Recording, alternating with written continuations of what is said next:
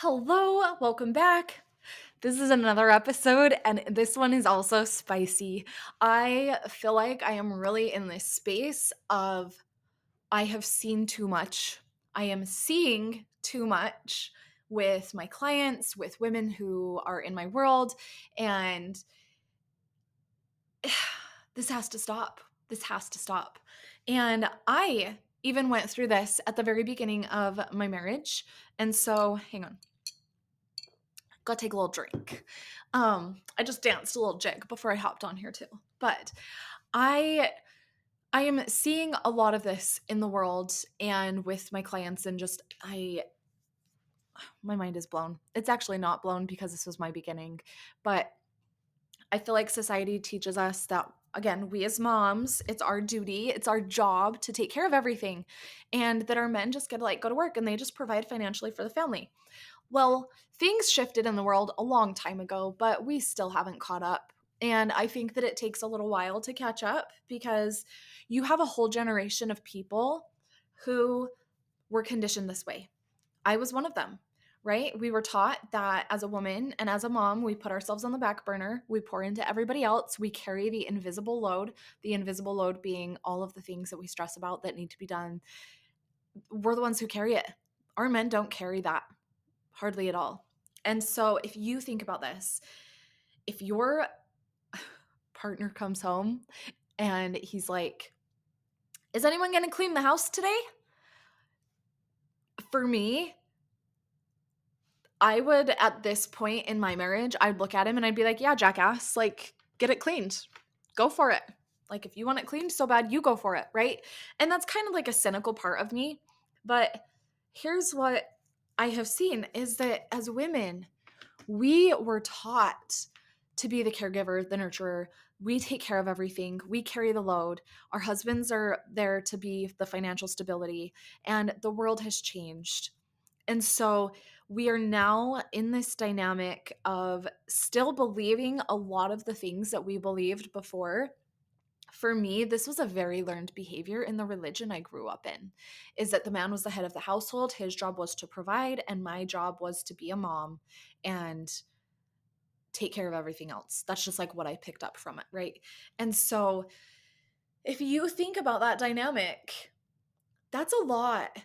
Being a mom is equivalent to a 98-hour work week. I can guarantee you that your husband is not out working 98 hours a week. I mean, maybe he is. Maybe he is, right? But most likely, most full time jobs are 40 hours a week. 36 to 40 hours a week. Maybe they're picking up some side hustles, but is it really 40 plus more hours a week? Probably not. So, if you really let that sink in for a second, being a mom is equivalent to a 98-hour work week. Yet here we are, constantly feeling like we are not enough, feeling like we are failing, feeling like we should be able to stay on top of it all. And then for our husband to come home and be like, "Is anybody going to do the laundry today? Is anybody going to clean the house today?" Yeah, asshole, you. You can do it. If you're feeling so upset about it, right? Like maybe I'm just saying the thing that you're thinking sometimes because you're like, you have no idea. You have no idea. And that is where the issue is. They have no idea because we as women are holding on to this belief that we should be able to stay on top of it all. We see these cute little Pinterest moms. We see these moms on Instagram who seem to have all their shit together. You have no idea what's going on behind the scenes, right? I was like the queen of high functioning codependency. I was the queen of taking care of everybody else and appearing to be doing just dandy in your face, right? And I was really good at that. But inside, I constantly felt like I was not enough. I wondered why I couldn't stay on top of it all. I felt like I was drowning. But yeah, if somebody offered help, I'd be like, "Oh, no, no, I'm fine. I'm good. You don't need to do that," because I didn't want to be the burden on them. Where are you carrying out this pattern in your life? Because this is what we have to let go of. We have to understand this is like where I had to get myself to a place first is being okay with the fact that I even had needs because I had been taught from childhood my needs didn't get met often. There was a lot of emotional neglect, abuse, whatever. That was just my journey. That was part of my story. And my parents were doing the best they could with what they had. But I learned that when I have needs, that is a burden. And so therefore I should not have needs, because when I have needs, or when I ask for them, or when I express them, I am not sure how the adults in my life are going to react to me. And they are very emotionally unstable. So I need to be mom, or I need to take care of them. And so I just want you to look at how this dynamic plays out as a whole, because I think a lot of times we don't understand where we picked these behaviors up from. And they started very young. And so for me, I had to get myself to a place where I was like, oh, it's okay to need help. It's okay to have needs. That's okay. And I really struggled asking for help from my husband. It took me a lot of years into our marriage, like 7, because here's what else I held on to, was that most marriages fail at 7 years. So I was like, well, if I can just make it past 7 years, all will be Skittles and rainbows. That is such BS. Don't buy into that. Yeah, probably most marriages fail at 7 years, because I was about at my breaking point and I didn't know what else to do. So I started making passive aggressive comments, because that was one way that I could like test the waters as a child. So I'd be like, oh my gosh, I would love to see the day that you vacuum a house. Or if you act like your dad, I'm out. Like, and I think it's because I saw that dynamic. I was raised by a single mom for a lot of years too. She's been divorced twice. Like, what I saw and what I created stories around in my head, and then seeing my husband's dad, who they have the dynamic very much of gender roles. But even though his mom was working full time, she still came home and took care of everything. And then his dad took care of most everything outside, but like she was in charge of the inside. She still helped outside. And so there was this whole dynamic that, like, yeah, the man was the head of the household and the wife just succumbed to what he needed. And I feel like in that generation, they don't know that they could do that a different way. They don't know. I have seen a husband get mad at his wife because he left his wallet in his pocket of his pants and she washed it. And he got mad at her for it. My mind, I can't. I can't. Take your damn wallet out of your pocket. Check your own damn pockets. It's not my job to check your pockets, right? But yet we put that on us when we pull the stuff out of the dryer and that ink from that pen went all over everything. We kick ourselves for that. Oh, I should have checked those pockets. Oh, I should have done this, right? So first we have to understand that we can't stay on top of it all and do it all well. We were never meant to as human beings. We were never meant to as women. But this is what society teaches us. This is what our past conditioning teaches us. And so I want you to understand that you don't have to do it all on your own, that you get to do it in your own way, and that you get to have needs, and that your needs matter. And I know that there's probably part of your brain that doesn't want to believe that right now, but the more that you do the work, this is something I work on in my programs, the more you do the work, the more you are able to relax, the more that you are able to receive help. And I want to speak to receiving, like I emphasize that word, because a lot of times I work with a lot of entrepreneurial women and they're like, I just want to make more money. And it's like, well, if you can't receive help, how do you expect to receive money? So when we receive, it plays out in every aspect of our life. So if you do not allow yourself to receive help by those around you, you're going to be closed off to receiving money. And so I just want you to like think about that for a second. So it is okay to have needs. That is the first thing that you get to understand, is that it is okay to have needs, and that you were never meant to do it all on your own. You never, ever, ever were meant to do it all on your own. And the second piece of this that I see is like, yeah, now once we understand our needs, well, then how do we express that to our partner? Because my way was not the healthy way. My way was the passive aggressive way where my husband was like, "Holy shit, like what's her deal? Like what is she talking about?"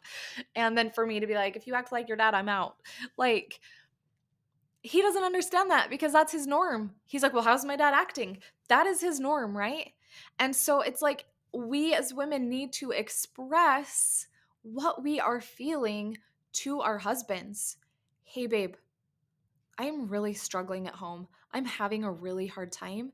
And when you come home and make comments about the laundry not being done or about the house being cleaned, it's actually really upsetting to me. It really hurts because I am doing so much and I can't I can't do it all. I cannot do it all. And the thing that kills me the most is we have women who are wanting to start businesses or women who have businesses and their husbands don't take that seriously because maybe it's not making the money that they think it should be making yet. Men have very logical brains, right? And so if your husband is not in the entrepreneur space, which mine was not for a very long time, then they have this belief that we get a job, we get trained, 2 weeks later we have a paycheck, right? It is not the same when you are in business. And that is really hard for them to wrap their brains around. And so I think this is where we see this disconnect of they don't take our cute little side hustle. I'm saying that in air quotes because that's what a lot of us think of it as. They don't see it as a true legitimate business because it's not making money yet. It's not making the money that they think it should. We've been 2 weeks in and we're not bringing home a paycheck and they don't get it.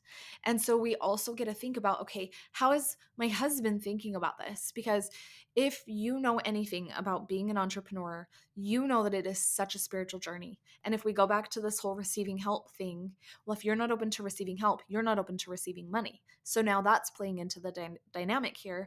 Then we have a husband who doesn't believe in us, and so then we have all of our own doubts and insecurities that we've been trying to work through. But now my husband is doubting me, like maybe I should just go get a job.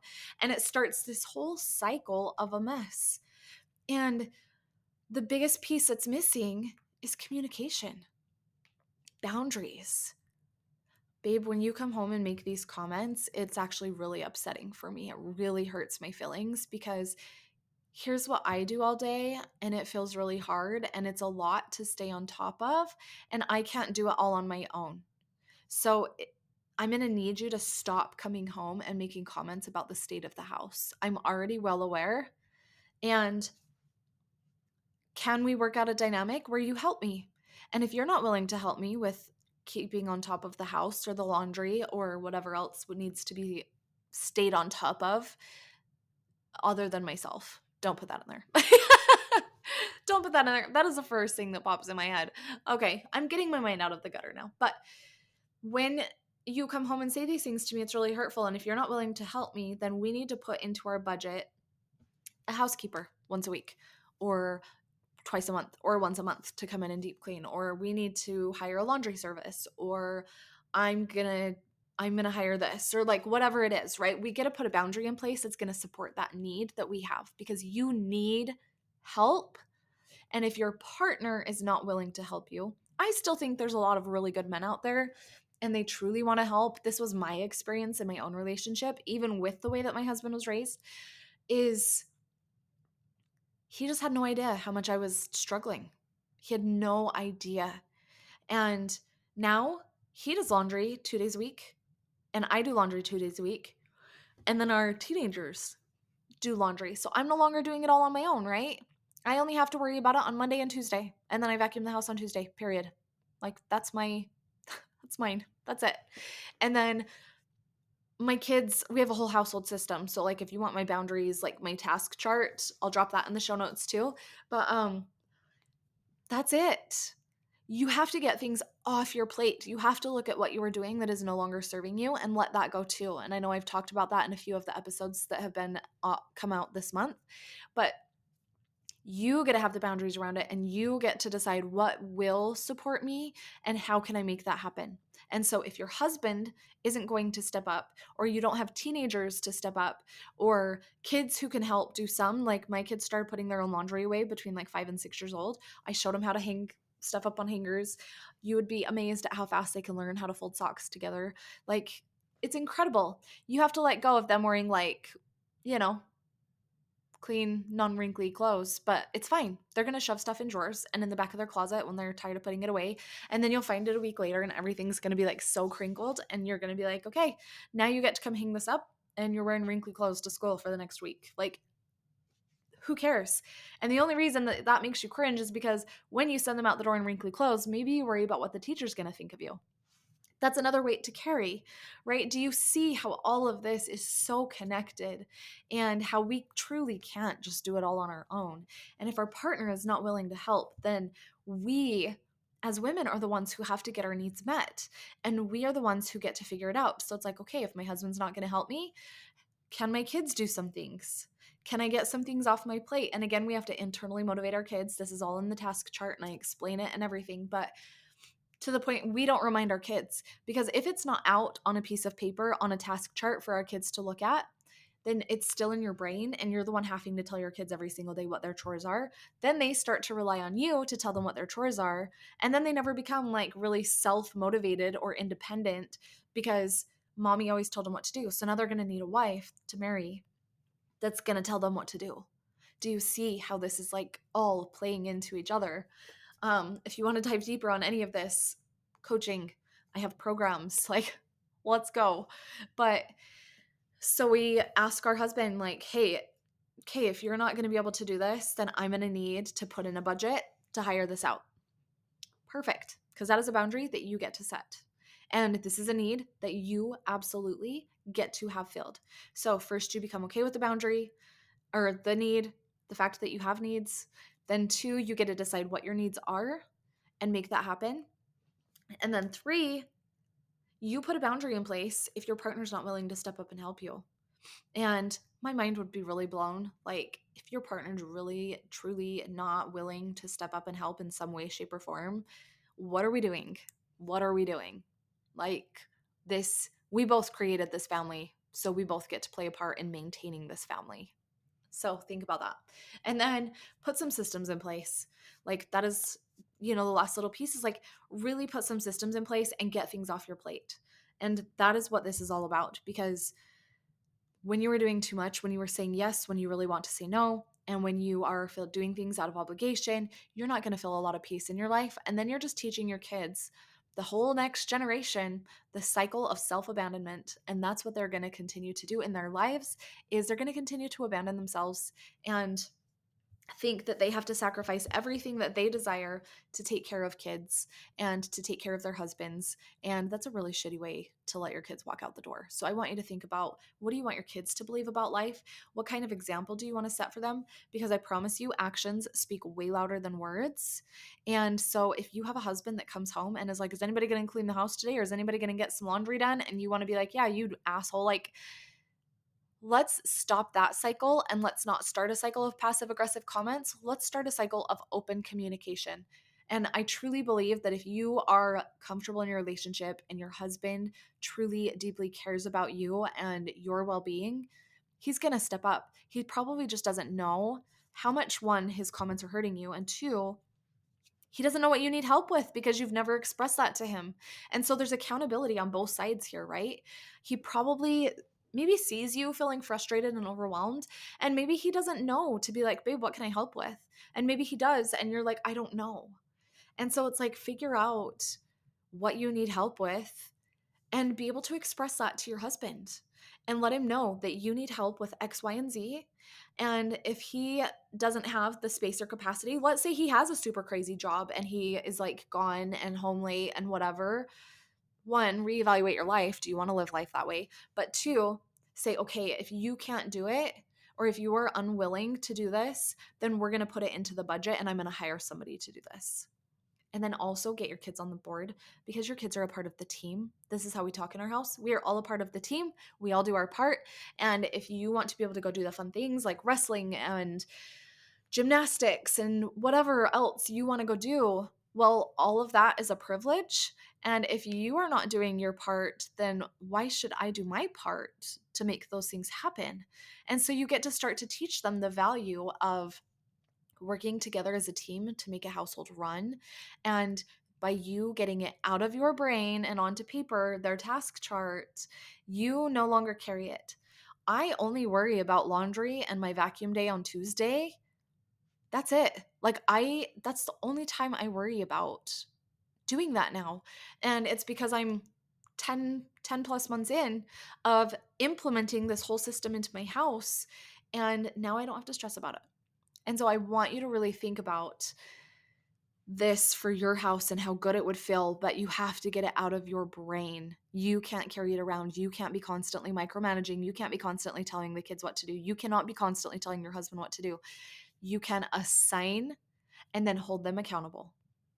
And by holding them accountable, there are consequences if they don't do it. So, like for my girls, there is an expectation in this house that you get your chores done by X time at night. I think for us it's 8:30. If they are not done by 8:30, then you lose your phone for 24 hours. For my younger two, they earn screen time. Screen time is a huge motivator for a lot of kids. And so they don't earn their time. So then on the weekends, sorry, you actually don't get to play the Switch or you don't get to watch that show or like whatever it is. Um, and then also the expectation in our house, like my girls, oh, it's all my kids, but like my girls, if your grade falls below a C, you lose your phone until that grade comes back up. We check grades every Friday, so that really sucks because you don't have a phone all weekend.